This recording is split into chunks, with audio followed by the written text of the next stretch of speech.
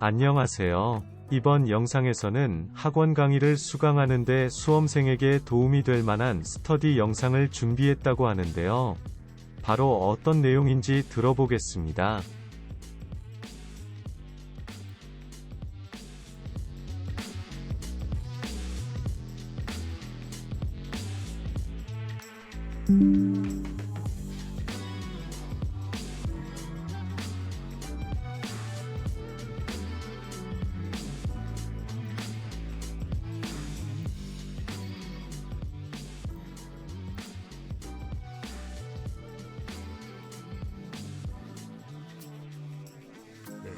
안녕하십니까. 네, 이번 영상은 회계 원리인데요. 회계 원리 저번 영상에서 개념이나 이론을 묻는 문제는 영상에서 해봤는데 개인 사정으로 계산 문제를 제외를 했었습니다. 근데 그 부분을 다시 정정하겠습니다. 추가 영상으로 재무회계 파트의 첫 번째 장 회계와 회계 정보에 관련되는 계산 문제들을 이번 추가 영상에서 한번 녹화를 해보겠습니다. 냉정하게 다시 생각을 해보니까 이걸 뭐 피할 수도 없는 것 같고요.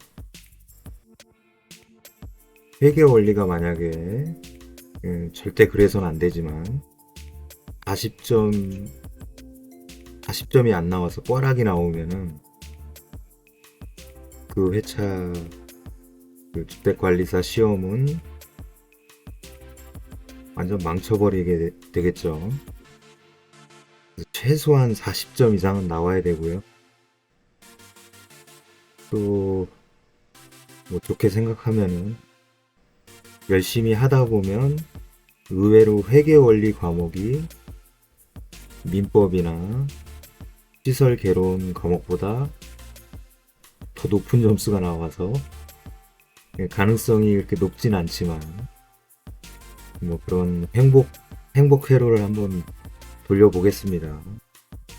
효자 과목이 될 수도 있다, 이렇게 좋게 생각하고 계산 문제 해설 부분을 다시 찬찬히 보니까 몇 개 정도는 어거지로 이제 납득을 해야 되는 문제도 있긴 있습니다. 근데 대부분의 문제들이 또 이해하려고 하면은 또 이해가 되는 측면이 있더라고요. 그래서 저번 영상에서 생략했던 계산 문제들에 대해서 지금부터 녹화를 시작하겠습니다. 첫 번째 문제는 자본, 순자산을 묻는 문제인데요. 보통 문제 패턴을 보니까 상품이 얼마, 대여금이 얼마, 매입 채무가 얼마, 비품, 미지급금 이런 식으로 문제에서 주어지는 금액적인 게 나오고요. 문제에서 자본을 물었다면은 보통은 자본은 자산에서 부채를 빼면 자본이 되죠.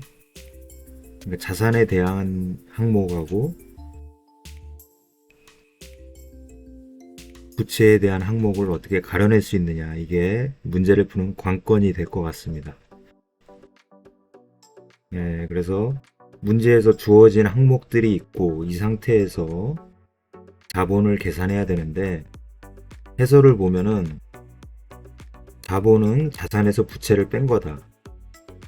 그걸 조금 상세하게 본다면 자산으로 칠 수 있는 게 상품하고 대여금하고 비품, 이 세 가지가 자산에 해당한다.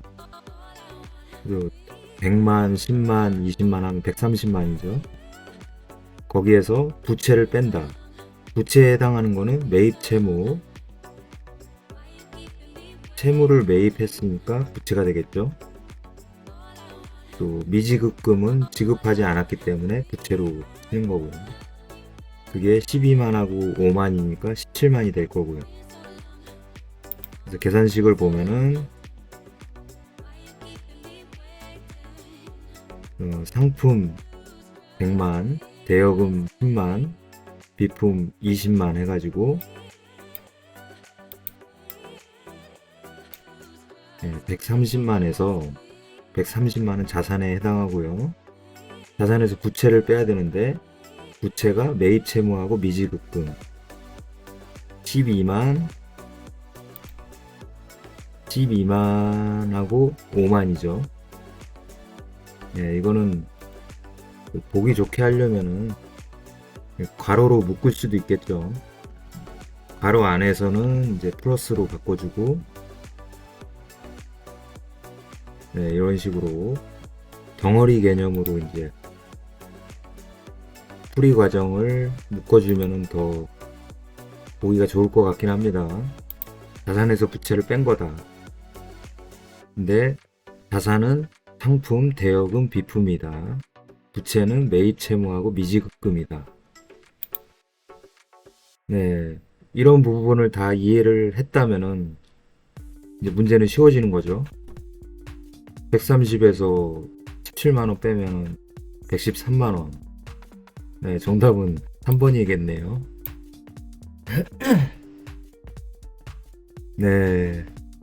이런 식으로 한번 최대한 쉽다고 생각하고 접근을 해보겠습니다. 문제풀이지만. 그래서 첫 번째 문제 풀어봤고요. 풀었다기보다는 거의 뭐 영어 같은 거 독해를 할 때 직독직해를 할 수 있느냐 해설을 보고 그런 수준인 것 같습니다. 아직까지는. 앞으로 이제 저나 뭐 보시는 분들의 실력이 점점 향상이 될 거기 때문에 뭐 크게 걱정은 안 되고요. 회계원리의 문제, 계산 문제도 한번 쉽다고 이제 계속 자기 암시를 하면서 접근을 해보는 게 좋을 것 같습니다. 그래서 다른 이론적인 내용들은 저번 영상에서 했기 때문에 이번 영상은 계산 문제만 골라서 하겠습니다. 다음 문제는 이제 이익 잉여금의 계산인데요. 재무상태표 자료가 나와 있다. 여기서 20X1년 말 이익 잉여금은 얼마냐. 문제에서 주어졌는데 이익 잉여금만 물음표가 돼 있죠. 나머지는 다 주어졌고요. 물론 문제가 그렇게 호락호락하게 쉽게 나오진 않습니다. 풀이 과정을 보시면은 이제 최대한 잘 이해를 하는 게 관건이고요. 일단 문제에서 주어진 걸 보면은 현금하고 자본금, 매출 채권, 매입 채무, 매입 채무가 부채일 것 같고요. 매출 채권은 부채에 반대되는 자본이나 자산이 되겠죠. 자산일 것 같은데. 그리고 장기 차입금, 이것도 부채고, 상품은 자산이죠.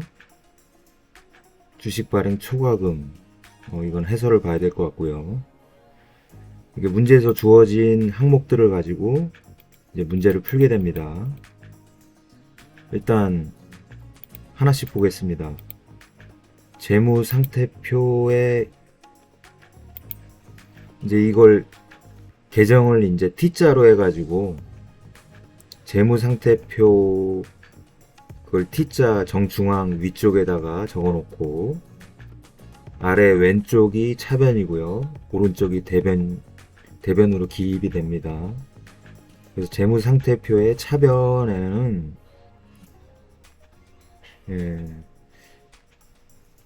자산인 것 같아요. 현금 7만원, 매출채권 15,000원. 문제에 나와 있죠. 상품 3만원. 요것들을 합한 게 11만 5천원인데 이걸 일단 자산으로 생각하겠습니다. 그 다음에 대변에는 이제 자본하고 부채가 나오겠죠. 매입 채무 부채죠. 10,000원. 장기 차입금 부채 20,000원. 그리고 자본금 50,000원. 이걸 합치면은 80,000원이 되겠죠. 근데 더 있네요.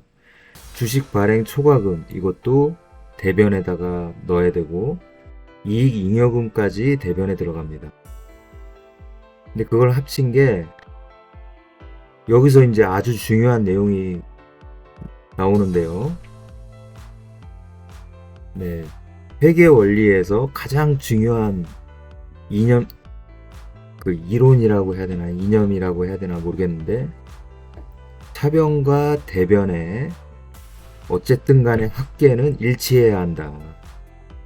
그게 이제 무슨 원리라고, 정확히 생각은 안 나는데 어떤 원리가 있습니다. 차변과 대변은 일치한다. 그래서 11만 5천 그 액수의 합계가 일치를 해야 되기 때문에 거기서 문제를 풀 수가 있게 되는 거죠. 그래서 차변의 합계가 11만 5천 원이니까 대변도 11만 5천 원이 결과적으로 합계는 맞아야 된다. 근데 거기서 물음표가 딱 한 개죠.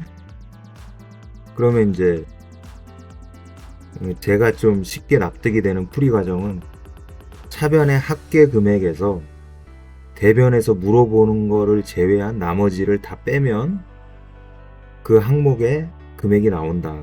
이렇게 이해를 하고 있고요. 그래서 풀이를 계속 보면은 기말 이익 잉여금 그냥 이익 잉여금을 계산하는 방식은 자산 차변이죠. 차변 합계에서 부채를 빼고 자본금도 빼줍니다. 그 다음에 자본잉여금, 주식 발행 초과금이겠죠. 이거를 다 그 상세 계산식을 보시면은 현금 차변을 보여준 건데요. 현금 7만원, 매출채권 15,000원, 상품 3만원 해가서 11만 5천원을 해서 가로로 묶어놨죠. 부채가 매입 채무 10,000원에다가 장기 차입금 20,000원에서 3만원을 빼고요. 그 다음에 자본금이 50,000원이고 자본잉여금 주식 발행 초과금 5,000원. 자본잉여금 해가지고 좀 어렵게 느껴졌는데 그냥 쉽게 이해를 해보겠습니다. 그냥. 주식 발행 초과금이 자본잉여금이다. 5,000원이라고 돼 있으니까. 그래서 상세 계산식을 다 해보면은 3만원이 나오고요. 3만원은 3번이죠. 네, 이런 식으로 최대한 쉽게 이해를 해보겠습니다. 그래도 시간이 꽤 두 문제 풀었는데 벌써 10분이 넘었네요. 네, 앞에 좀 서두에 말씀을 드린 게 좀 길었던 것 같기도 하고 약간만 더 속도를 내보겠습니다. 네, 두 번째 문제 풀어봤고 세 번째 기초 자산을 묻는 문제네요. 일단 기본적으로 깔고 가야 되는 게 자산을 물어본다면 자본하고 부채를 알아야 되고요.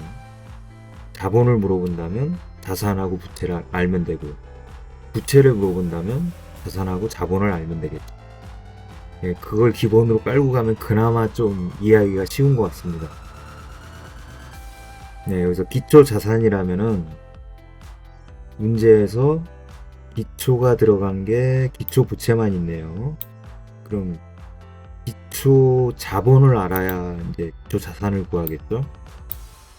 기초 자본을 어떻게 구하는지 풀이에 나올 것 같습니다. 네, 내려보겠습니다. 기말 자본은 일단 기말 자본을 먼저 구하네요.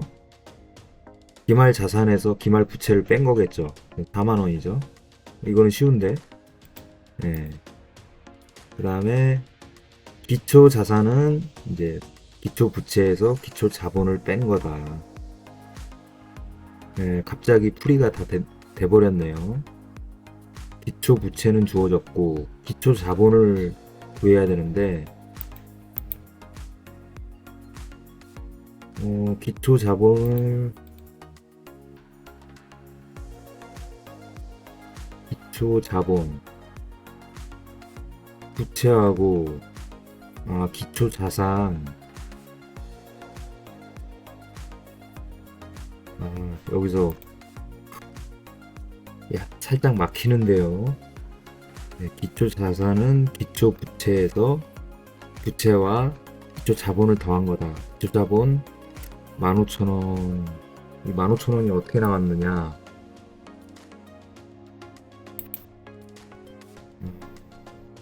숫자만 봐서는 유상증자하고 현금 배당 이걸 합친 게 기초 자본이 되는 것 같습니다.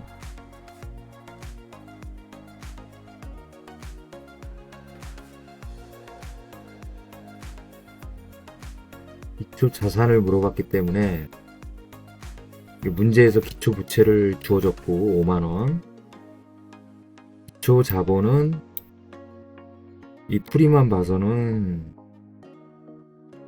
뭔가 차변과 대변일 때 대변 쪽에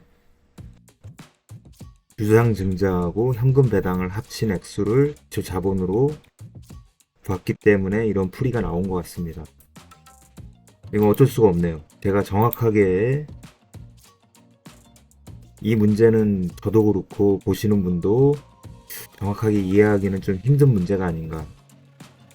어쨌든 자본은 자산에서 부채를 뺀 거고 자산은 부채하고 자본을 더한 거다. 요런 부분을 한번 상기하면서 이 문제는 일단은 그냥 넘겨야 될 것 같습니다. 네, 살짝 아쉽긴 한데 어쩔 수가 없고요. 네, 그래서 세 번째 문제 봤고요. 단기 순손익을 묻는 문제 보겠습니다. 또 문제에서 이제 항목들이 주어지죠. 기초 자산 7만원, 기초 부채 4만원, 기말 자산 12만원, 기말 부채가 5만원, 기중 유상증자, 기간 안에 유상증자를 만원을 했다. 현금 배당 22,000원, 총 수익은 13만원.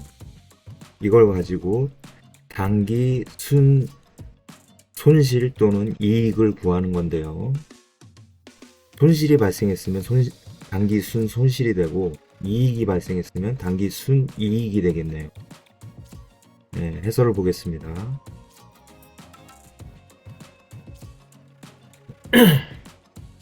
일단 해설만 놓고 보죠.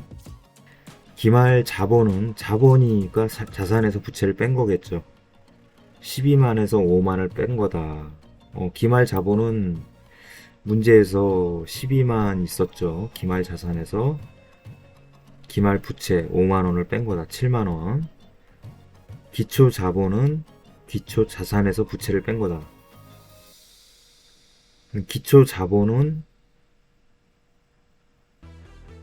없네요. 근데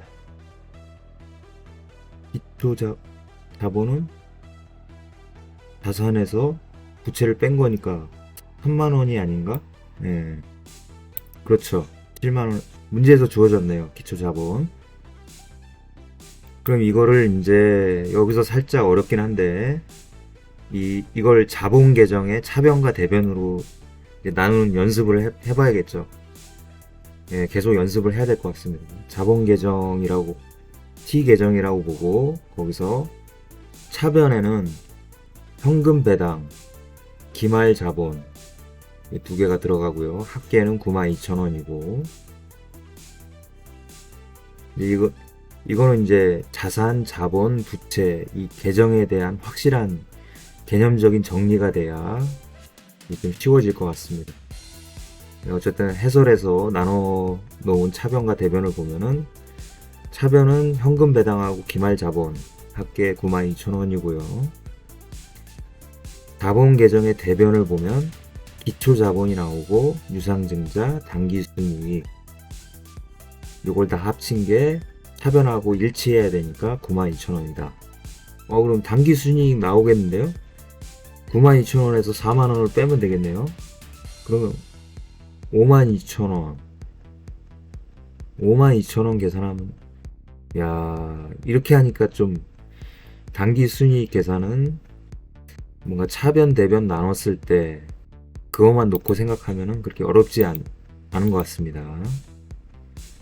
네, 일단은 맛배기로 보고 나중에 뭐 다시 또 강의도 들을 거고 문제풀이 강의도 또 우리를 기다리고 있죠.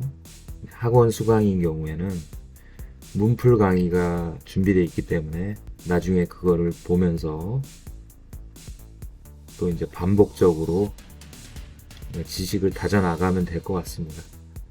여기서는 이제 맛배기로 이 정도 보고요. 네, 다음 문제 넘어가겠습니다. 재무 상태표 자본 계산. 네, 잠깐 목 좀 축이고 다시 시작하겠습니다. 아무래도 쉽지 않은 거를 녹화를 하다 보니까 목이 더 타는 것 같네요. 그래도 녹화 끝날 때까지 포기하지 않고 이어가 보겠습니다. 이번에 묻는 문제는 재무상태표에 자본을 묻고 있네요. 자본은 자산 마이너스 부채죠. 그러면 자본이 기초자산. 문제에서 나왔네요. 몇 년 초 자산과 부채니까 기초자산에서 부채를 빼면 20만원. 이게 기초자본이 되고요. 이걸 이제 차변과 대변으로 나눠야겠죠. 차변 대변으로 나누면 기말 자본은 50만원. 기말 자본 50만원.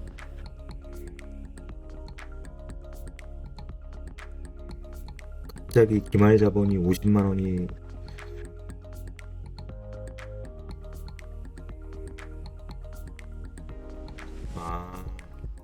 기말 자본이 먼저 나오는 게 아니고 차변과 대변으로 봤을 때 대변 쪽에 기초 자본의 총 포괄이익이 30만원이었기 때문에 아까 기초 자본에다가 총 포괄이익을 더하면 이제 차변에 기말 자본 50만원이 된다.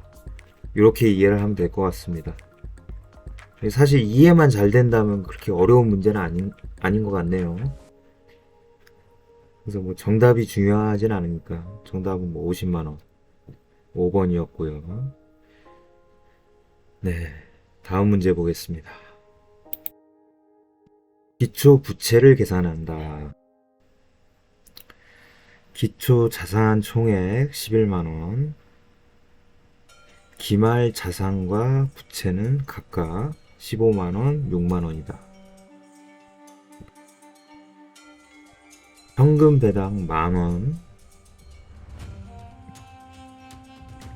25,000원은 유상증자다.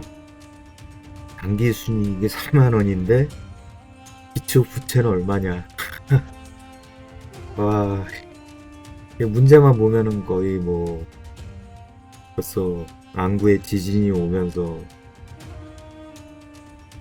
대뇌 쪽에서 대혼란의 카오스가 오는 것 같은데요. 그래도 우리한테는 해설이 있기 때문에 해설을 보면서 최대한 이해를 해보겠습니다.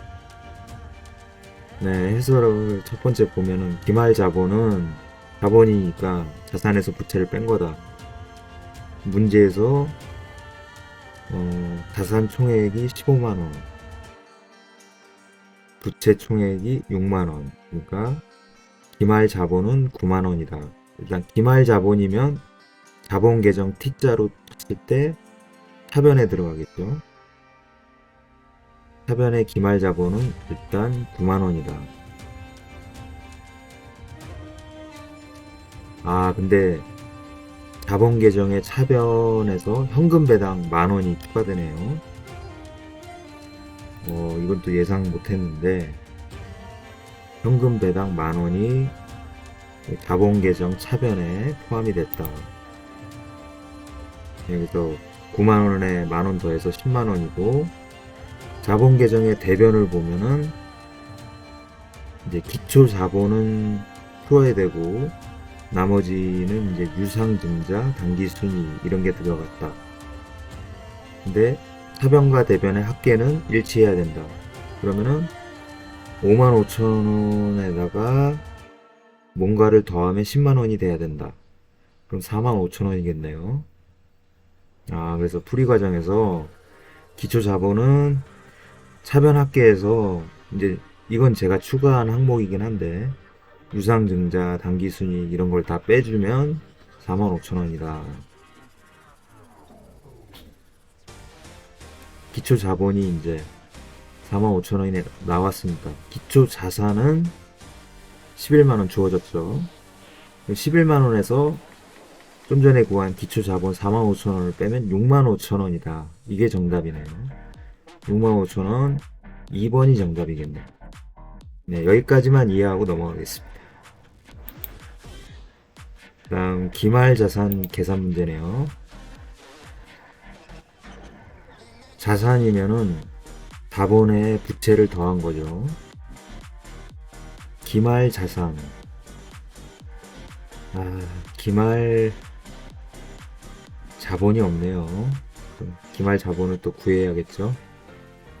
예, 문제에서 주어진 거는 기초 자산 총액 1750, 기초 부채 750, 기말 부채 550.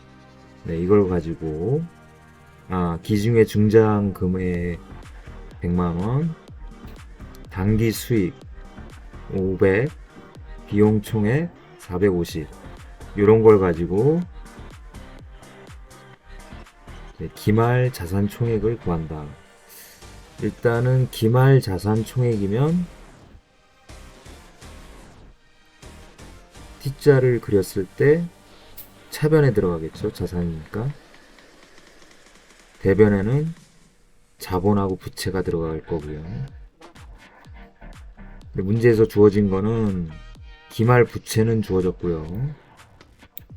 기말 자본을 구하면 되는데 풀이 과정을 보겠습니다. 자본 계정의 차변 기말 자본은 115,000원. 115,000원. 여기서는 갑자기 툭 튀어나왔고요. 대변을 보면 되겠죠. 대변의 기초 자본에 당기순이, 유상증자 다 합치면 1150. 그래서 기말 자본이 1150이 나온 것이다. 네, 어쨌든 이해를 그렇게 하고요. 그래서 기초 자본은 기초 자산에서 기초 부채를 뺀 거다. 이거 문제에서 주어진 것 같죠? 1750에서 750을 뺐기 때문에 1000만원이죠. 단기 순이익은 문제에서 주어진 단기 수익에서 비용 총액을 뺀 거다. 그래서 50만. 기말 자산은 기말 부채에다가 기말 자본을 더한 거다. 여기서 또 이해가 살짝 안 되는데.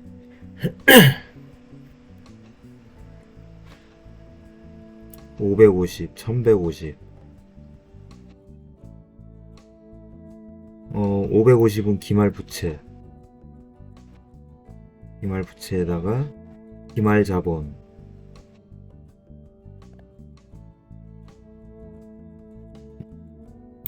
아까 1150만원 나왔었네요. 기말 부채에다가 기말 자본 550에 1150을 더하면 1700이죠. 맞죠? 500 하면 1650에 50까지 하면은 1700. 네. 더 나가면 이제 머리가 좀 복잡해지니까 여기까지만 이해를 하고요. 1700 문제에서 2번이네요. 네, 이렇게 또 한 문제를 풀었습니다. 다음 문제 보겠습니다. 총 수익의 계산이다.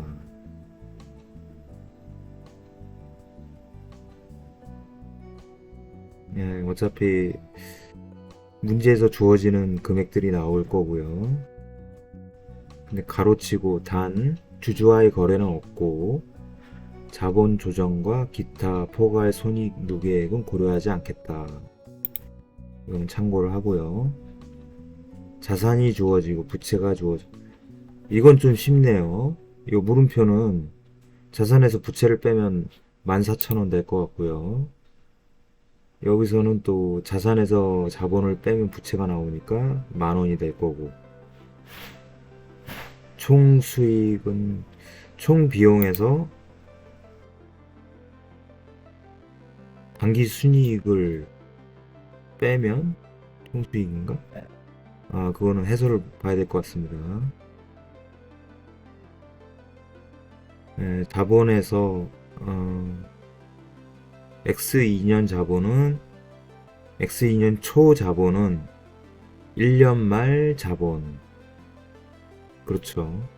전년도 말 자본. 그러면 전년도 말 자산에서 전년도 말 부채를 뺀 거니까 X2년의 초 자본은 18,000에서 4,000을 빼서 14,000이다. 그리고 당기 순 손실은 기초 자본에서 기말 자본을 뺀 거다.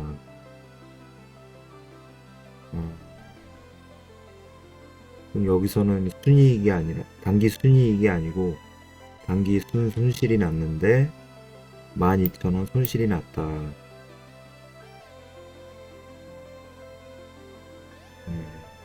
기초 자본 얼마를 가지고 회사를 운영했는데 기말 자본이 야, 14,000원 가지고 했는데 2,000원 남았네요.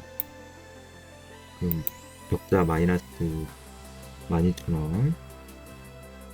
그럼 이제 총 수익을 묻는 문제니까 총 비용에서 당기 순 손실을 빼주면 총 수익은 3,000원이네요. 네, 일단 뭐 더 깊게 생각하지 말고 총 수익은 총 비용에서 당기 순 손실을 뺀 거다. 요걸 기억하면서 정답이 2번 3,000원. 네, 이렇게 풀었다 치고 다음 문제로 가겠습니다. 네, 총 비용이네요. 당기의 비용 총액. 뭐 자산, 부채, 배당, 증자, 수익. 문제에서 이제 이런 것들이 주어지고요. 당기의 비용 총액. 총 비용을 구해라. 이 문제만 봐서는 어떻게 풀어야 될지 막막한데요. 하지만 우리한테 풀이가 있죠. 해설이 있기 때문에 해설을 보겠습니다. 네, 자본 계정의 차변과 대변으로 나눠서 차변에는 현금 배당하고 기말 자본, 현금 배당, 기말 자본. 자본 구하면 되죠. 기말 자산에서 부채를 빼면 되죠.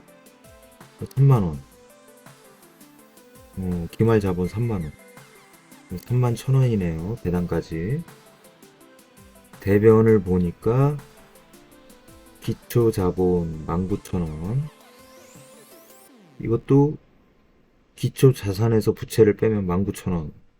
약간 쉬워진 것 같고요. 유상증자 7,000원. 문제에서 나왔을 거고. 당기 순이익 5,000원. 당기 순이익 안 나왔는데, 당기 순이익은 차변 합계에서 다른 걸 다 빼면은 5,000원이 나온다. 기초 자본하고 유상증자를 빼보니까 5,000원이다. 차변 대변 합계를 맞추다 보니까 당기 순이익이 나와줬고요. 얘가 나왔으면 거의 다 된 것 같고요. 그럼 비용 총액은 수익 총액에서 당기 순이익을 뺀 거다. 수익 총액이면 거의 매출 비슷한 느낌인데 수익 총액이 나와줬나요? 수익 총액? 문제에서 35,000원 나왔네요. 이거는 이제 결국에는 단기 순이익만 구하면은 5,000원을 빼주면 3만원이다. 딱 여기까지만 이해하고 넘어가겠습니다.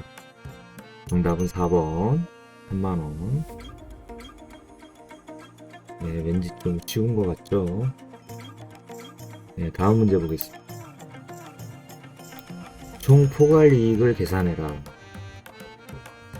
네, 일단 문제를 보겠습니다. 기초자산 3만원, 기말자산 67,500원, 기초부채 17,500원, 기말부채는 기초부채보다 만원이 늘었네. 이 상태에서 현금 출자로 인해 납입자본은 1,500원 증가하였고 재평가 잉여금이 15,000원 증가했다. 현금 배당 5,000원 지급했다. 그만 좀 해라. 왜 이렇게 많니? 하여튼 뭔가를 처음부터 끝까지 다 했을 때 단기 순이익과 총 포괄 이익 두 가지를 구해라. 야, 이거 처음 공부하는 사람한테 이런 문제를 주고 어디 골방에다 가둬놓으면 진짜 땀나네요. 생각만 해도.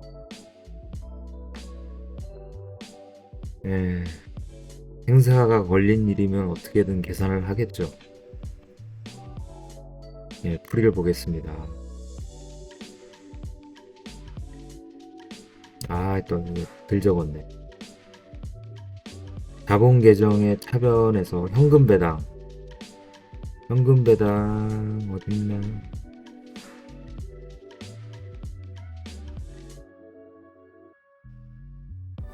현금 배당이 없었나? 현금 배당 5,000원. 이거 미리 빠뜨리지 않았어야 되는데 빠뜨렸네요. 현금 배당 5,000원. 기말 자본은 어딨나?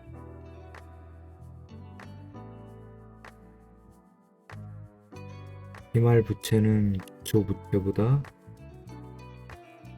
만원 증가했으면은 27,500원이네. 기말 자산에서 부채를 뺀다면은 기말 자산이 67,500이었죠.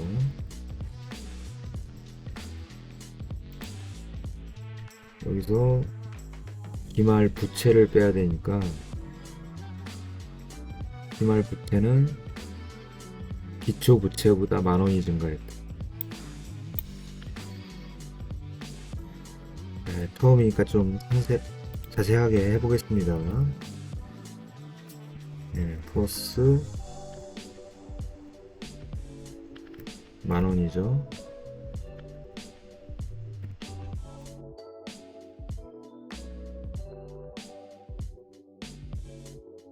기말 자본은 계산기를 안 쓰고 한번 해보죠. 일단 17,500원을 빼면 5만이니까 5만에서 만을 더 빼면 4만이네요. 시험장에는 계산기가 있을 거니까 이제 시간상 계산기를 쓰면 빨리 나오겠죠. 그러면 45,000원이네요. 합계는.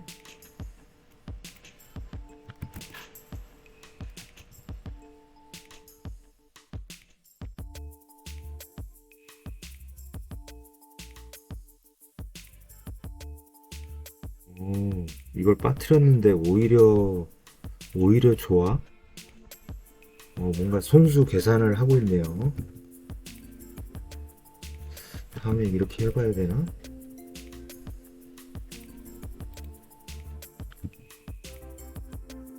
직접 이렇게 계산을 자꾸 해봐야 실력이 붙을 것 같습니다. 기초 자본 뭔지 보죠. 기초 자본은 기초 자산에서 부채를 빼면 기초 부채 17,500원 3만원에서 17,500원을 뺀다. 오케이.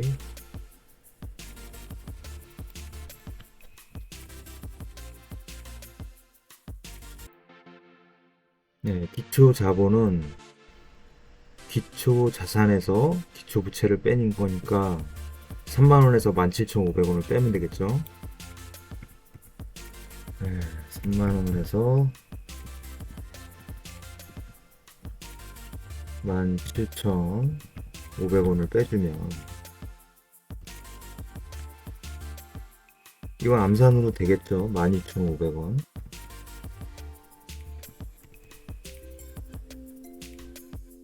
네, 기초 자본 나왔고요. 현금 출자 현금 출자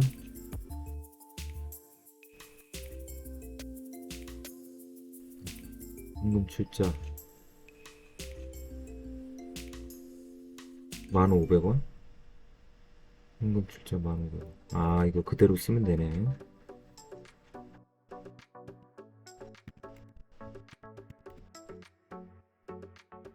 재평가 잉여금, 기타 포괄리 15,000원? 아, 문제에서 재평가 잉여금이 15,000원.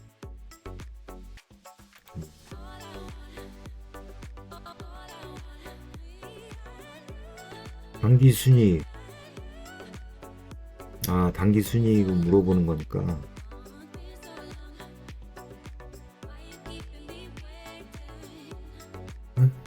단기 순이익은 사변 합계에서 기초자본, 현금출자, 재평가 잉여금,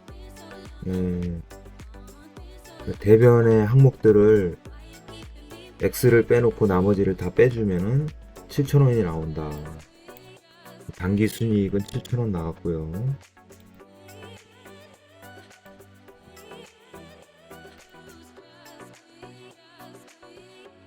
총 포괄이익은 단기 순이익에다가 기타 포괄이익을 더하면 된다.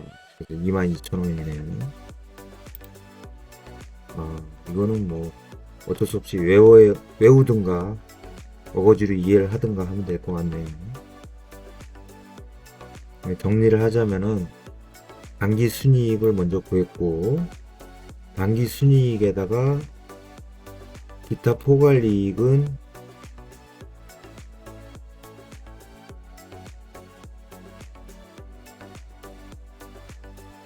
재평가 잉여금이 기타 포괄이익이다. 네, 문제에서 주어진 거. 그래서 15,000원을 7,000원에 더해서 22,000원. 네, 정답은 뭐 1번이다. 22,000원 한 개만 있네요. 7,000원, 22,000원. 네, 더 깊이 들어가면 힘들어집니다. 네, 이 정도에서만 헤엄을 치고 물 밖으로 나가야 될 것 같습니다. 더 깊이 들어가면 위험해요. 네, 저는 그렇다는 겁니다. 네. 이 문제는 여기까지 하고요. 다음 문제 보겠습니다. 마지막 문제네요. 단기 순이익을 계산한다. 네, 단기 포괄 손익 계산서에 보고할 단기 순이익. 기초 자본은 자본금과 자본 잉여금으로만 구성됐다. 기말 자산은 기초 자산에 비해 25만원 증가했다. 기말 부채는 기초 부채에 비해 10만원 증가했다. 단기 중 유상 증자는 5만원이다. 단기 중 기타 포괄 손익, 공정가치 측정 금융자산의 평가 손실이라고 하는데 그게 5천원이고, 재평가 모형을 적용하는 유형자산의 재평가 이익 만원. 정기 재평가 손실은 없다. 어려운 말이 많죠. 일단 최대한 그래도 쉽게 최대한 납득을 하면서 문제를 풀어봐야죠. 단기 순이익만 구하면 되는 거니까 해설을 보면 단기 순이익은 자산의 증가에서 부채의 증가를 빼고 유상증자도 빼주고, 근데 거기다가 기타 포괄손익 가로치고 공정가치 측정 금융자산 평가손실, 이거는 또 더해주네요. 그 상태에서 재평가 잉여금을 빼주면, 아유 되게 쉽죠. 아 되게 쉽다. 그게 이제 단기 순이익이라고 합니다. 25만원에서 10만원 빼고, 또 유상증자 5만원 빼고, 그러니까 부채 다음에 유상증자 뺐고요. 기타 포괄손익 5천원을 더해줬고, 재평가 잉여금 만원을 뺐습니다. 이걸 계산기로 계산하면 95,000원이 나오네요. 와, 이건 진짜 문제가 어질어질한데요. 네, 어쨌든 이런 거에 너무 쫄면 안 될 것 같고요. 네, 이 정도는 가뿐하게 풀 수 있어야 이제 시험장에 가서 꽈락을 면하고, 목표 점수가 이제 60점 이상, 아니면 뭐 회계 원리가 한 7, 80점 나온다면은 이변이 없는 한 합격하겠죠. 1차 시험은. 네, 그런 행복 회로에 관련된 그림을 그려보면서 이제 여기까지 해서 이제 이번 영상은 마쳐야 될 것 같습니다. 그래도 생각보다는 영상이 많이 길어지진 않았네요. 50분 가까이 돼서 이제 끝난 것 같습니다. 근데 알아두셔야 될 게, 회계 원리 중에 계산 문제 앞부분에 가장 쉬운 거를 보셨다는 거. 뒤로 갈수록 이제 어려운, 아주 복잡한 계산 문제가 더 나올지도 모릅니다. 너무 걱정은 하지 마시고, 뭐 계속 겪다 보면 적응이 된다는 거, 좋게 생각을 했으면 좋겠습니다. 네, 다음에 또 회계원리 다음 단원 문제풀이 영상으로 찾아뵙겠습니다. 오늘은 여기까지. 이만 물러가겠습니다. 감사합니다.